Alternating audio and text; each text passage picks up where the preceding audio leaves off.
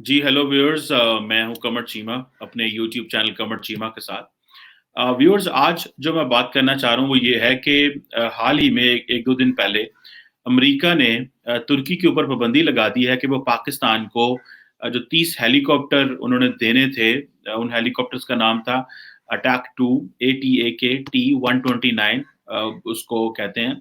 ये एक twin engine multi role helicopter था जो तमाम वेदर्स में काम करता था और एक अटैक हेलीकॉप्टर था।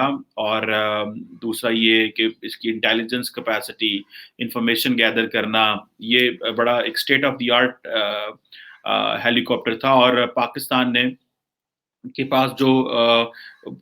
पास तकरीबन 48 पुराने जो थे वो बेल AH-1F जो हमारे पास एक बेड़ा था हेलीकॉप्टर्स का, हम उससे इसको तब्दील करना चाह रहे थे, और ताकि हम जो है वो हमारी जो जो रिक्वायरमेंट्स है, हमारी जो एविएशन की, जो आर्मी एविएशन की, या जो वो हम उसको अपग्रेड कर सकें।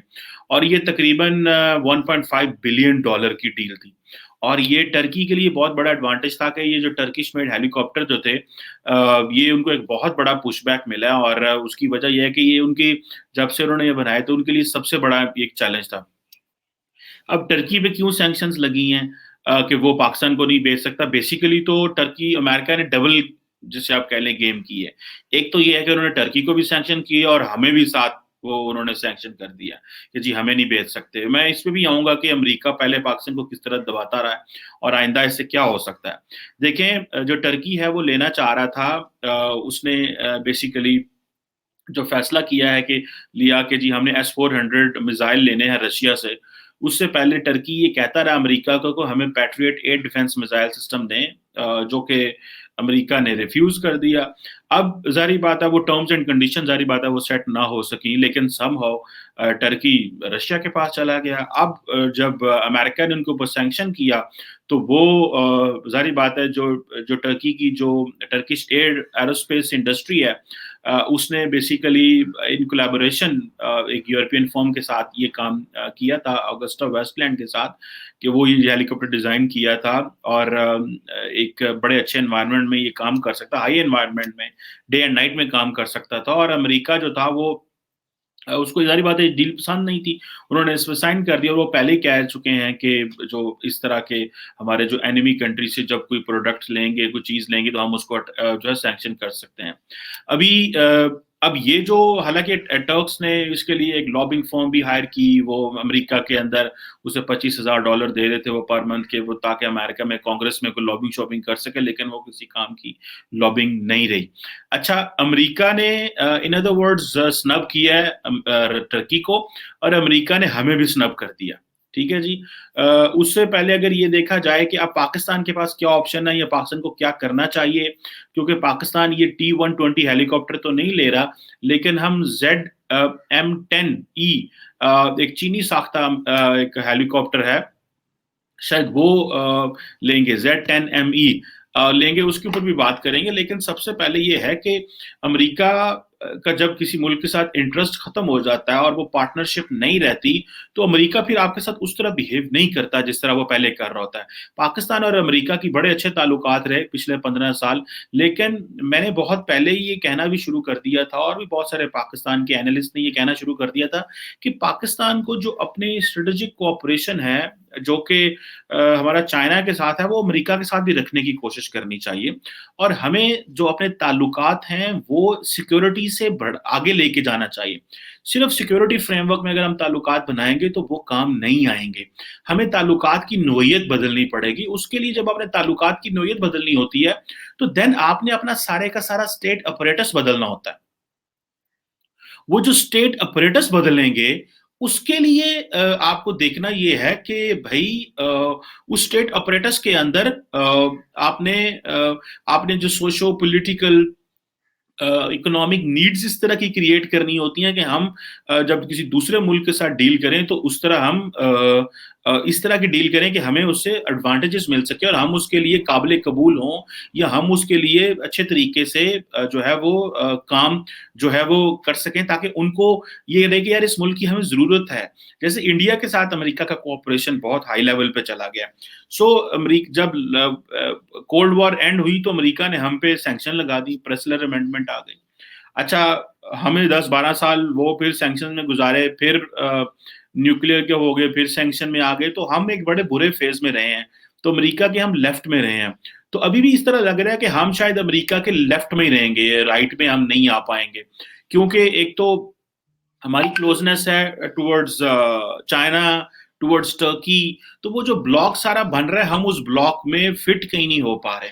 अब अगर टर्की हमें ये वेपन्स नहीं, ये हेलीकॉप्टर नहीं दे पाता, तो हमारे पास क्या चॉइस है? हम चाइना के पास चले जाएंगे, चाइना से वो ले लेंगे। अच्छा, मजे की बात यह है कि इंडिया भी प्रेशराइज करता है, इंडिया भी प्रेशराइज करता है, और वो प्रेशराइज ये करता है कि जनाब इंडिया ये प्रेशराइज करता है वेस्ट यूरोपियन ममालिक को कि जहां जहां से पाकिस्तान अगर आपसे लेगा तो फिर हम आपसे असला नहीं लेंगे। मैं बहुत सारे, आई अंडरस्टैंड पर्सनली, ऐसे लोगों को जानता हूं, मैं मिला हूं, जिन्होंने ये हमें बताया है कि भाई योर इंडियंस जो हैं वो हमें कहते हैं कि अगर आपने पाकिस्तान को असला बेचा तो आप हमें असला हम आपसे नहीं लेंगे। तो जारी बात है इंडिया कह सकता है, because India goes with the cash, और वो बड़े वेपन्स अपनी मार्केट उसने ओपन रखी हुई है। वो इसराइल के पास भी जाता है, वो फ्रांस के पास भी जाता है, वो रशिया के पास भी जाता है, वो अमेरिका के पास भी जाता है, बिकॉज ऑफ देयर जो स्ट्रेटेजिक ऑटोनॉमी के साथ साथ जो उनकी फाइनेंशियल ऑटोनॉमी है, that helps them to create their foreign policy में ऑटोनॉमी कायम रखने में, फिर स्ट्रेटेजिक डिसीजंस लेने में बड़ी ऑटोनॉमी होती है। सो मैं समझता हूँ कि इंडिया इस हवाले से ज्यादा आगे निकल गया, हम पीछे रह गए, बिकॉज हमें एक तरफ से तो हमारे पास इतना पैसा नहीं है कि हम हर जगह से जाकर खरीद सकें। अगर हम खरीदना भी चाहें तो वो हमें नहीं खरीदने देंगे। हालांकि जो हमने ये 2017 में ये फैसला किया, एक प्रॉपर एक चेक करके, वेरीफाई करके कि ये हेलीकॉप्टर हमारे लिए अच्छे हैं और हमें इसका ज़रूरत रहेगी, ये 30 हेलीकॉप्टर हम $1.5 अरब के लेंगे। तुर्की को इसको अलहदा फ़ायदा होना था, लेकिन हमें इसका ज़्यादा बात है अलहदा फ़ायदा होना था। सो लेकिन at the end of the day जो चीज़ समझने की है और जिस चीज़ की मुझे फ़िक्र है वो ये है कि कोऑपरेशन पाकिस्तान को अमेरिका के साथ इतना लो स्केल पे आ चुका है कि उसमें ऑटोमेटिकली हमारी जो नीड्स हैं वो पूरी नहीं हो पाएंगी। अगर हम किसी के साथ कोऑपरेशन करेंगे मिलिट्री, वो प्रॉपर नहीं होगा, हमें मजीद सैंक्शन लगने का भी खदशा है। चीन के ज्यादा करीब है, अमेरिका को ये भी बुरा लगता है। सी पैक पे भी अमेरिका हम पे जो है वो बहुत सारी जगहों पे वो क्वेश्चन मार्क लगाएगा। FATF में हम ऑलरेडी थे। फिर अफगानिस्तान में जो उन्होंने अपना प्लान नया दिया बाइडेन एडमिनिस्ट्रेशन ने, हमने उसको कबूल कर लिया, वेलकम किया है और ये कहा है कि वो इसको कैरी ऑन करें। लेकिन द पॉइंट इज के हमारी जो ऑटोनॉमी है it is going somewhere in a very bad shape. और इससे पहले अमेरिका जो है उसने हमें 1980 में भी जब कोबरा 20 कोबरा हेलीकॉप्टर दिए थे, लेकिन उसके बाद फिर उसकी जो मरम्मत अफगानिस्तान की जंग के बाद उसकी मरम्मत के लिए पुर्जाजात फराहम करने से हमें इनकार कर दिया। और हमारे लिए बड़ा मुश्किल हो गया कि हम ये किस तरह चीज़ों को मेंटेन कर सकें। लेकिन पाकिस्तान ने अपनी मिलिट्री इक्विपमेंट के हवाले से वैसे तो बहुत अपने आप को ऑटोनॉमी खुद जो अपनी हम वेपन्स बनाते रहते हैं या चीन की मदद से बनाते रहते हैं, लेकिन जिस स्केल पे इंडिया जा रहा है, जिस स्केल पे इंडिया इंटरनेशनल मार्केट में एंटर हो रहा है और जिस तरह इंडो पैसिफिक में उनको जो एक्सेप्टेंस मिल रही है, जिस स्केल पे वो पूरी दुनिया से वेपन खरीद रहे हैं, हमारे पास ना तो रिसोर्सेज हैं और ना ही हमारे पास वो ग्लोबल इंटरनेशनल पावर्स हमें वो स्पेस देना चाह रहे हैं।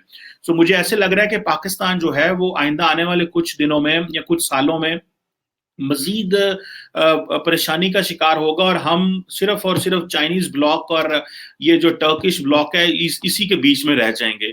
और फ्रांस के साथ हमने ताल्लुकात अपने वैसे खराब कर लिए हैं अपनी पॉलिटिकल लीडरशिप की बातों की वजह से और उनके तरीकाकार की वजह से, और हमें इस चीज़ का एहसास नहीं है कि हमें किन चीज़ों पे हमें फोकस करना चाहिए और किन पे नहीं करना चाहिए। सो मेरी अंडरस्टैंडिंग में जो मुझे ऐसे लग रहा है कि पाकिस्तान को एक बड़ा मैच्योर डायलॉग शुरू करना होगा अमेरिका के साथ और उनके साथ बैठ के अपनी निशिस्त करनी होगी, यूरोप के साथ बैठ के निशिस्त करनी होगी कि हमें किस तरह आगे जाना है। सिर्फ टर्की के साथ भी हम नहीं चल सकते, सिर्फ चीन के साथ भी हम नहीं चल सकते, हमें अपनी एक ऑटोनॉमी एस्टैब्लिश करनी है और वो ऑटोनॉमी हम तब एस्टैब्लिश करेंगे जब हम लाइन एंड लेंथ में आएँगे। वो हमें कह सकते हैं कि भई आप चाइना से पीछे हट जाएँ, आप टर्की से पीछे हट जाएँ, वो हमारे लिए करना मुश्किल हो जाएगा, लेकिन समहाउ हमें थोड़ा बहुत पीछे आगे-पीछे हमें कन्विंस करना पड़ेगा ग्रेट पार्ट्स को, इंटरनेशनल कम्युनिटी को कि भई किस तरह हम आपके साथ मिल के चल सकते हैं। आज टर्की हमें ये वेपन नहीं दे सकता। हालाँकि उन्होंने एक 2019 में ये चल रहा था कि डिलीवरी होगी, लेकिन उन्होंने हमसे वादा किया कि 1 साल में वो क्लीयरेंस ले लेंगे, क्योंकि इन हेलीकॉप्टरों में अमेरिकी इंजन आपको पता लगा हुआ है। तो ये जो चीज़ है, this is what I find कि this is something very dangerous for our strategic autonomy, for our national security needs. India तो कहता है कि हम एस-400 लेंगे because this is our national security needs हैं हमारे लिए। लेकिन पाकिस्तान तो ये फैसला नहीं कर सकता कि ये हमारी नेशनल सिक्योरिटी नीड्स हैं। बिकॉज़ अगर हमने ये फैसला कर लिया तो हमें वो कहते हैं, "भई ठीक है, आपकी नेशनल सिक्योरिटी नीड्स हैं तो लेके आएँ पैसा, ब्रिंग मनी।" अब हमें इसीलिए the entire state apparatus is working to make economy better place. Economy अच्छा करने की हम कोशिश कर रहे हैं और बहुत सारी चीजें अच्छा करने की कोशिश कर रहे हैं। सो हमें इस पे एफर्ट करनी पड़ेगी कि हम अपनी ऑटोनॉमी पे काम करें। The real thing what we need is autonomy. ना तो अमेरिका ने हमारा साथ देना है, ना चीन ने हमारा साथ देना है, ना तुर्की ने हमारा साथ देना है, ना सऊदी अरब ने देना है।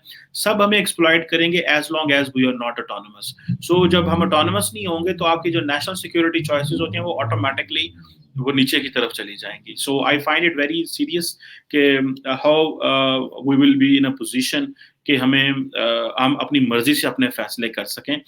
लेकिन ये जो अमेरिका ने टर्की पे सैंक्शन किया कि वो पाकिस्तान को नहीं दे सकते, ये एक बहुत बड़ा प्रॉब्लम है। वैसे तो जब इमरान खान ने दौरा किया था अमेरिका का ट्रंप के दौर में, तो उससे पहले ही अमेरिका ने ये कह दिया था कि जो है वो टर्की जो है वो अपना असला नहीं बेच सकेगा। तो हमें इन चीज़ का पता है, लेकिन हमने शायद इसके ऊपर लॉबिंग भी नहीं की, पर्सनली भी अमेरिकियों से रिक्वेस्ट नहीं की। वो उनको जो हमसे काम होता है वो करवा लेते हैं, लेकिन हम उस तरह नहीं करवा पाते। आई आई होप कि ये जो ऑटोनॉमी है इसके लिए हम काम करेंगे, हम एफर्ट करेंगे और इंडिया एक अपर एज ले रहा है, उसको हमें we will have to check it and we have to keep it a balance. गो के इंटरनेशनल कम्युनिटी एक लार्जर स्केल पे इंडिया को इम्पोर्टेंस दे रही है, लेकिन we have to keep working on it. हमें इस पे काम करते रहना चाहिए slow and steadily so that we can compete in a better way. That's what is today. Thank you very much.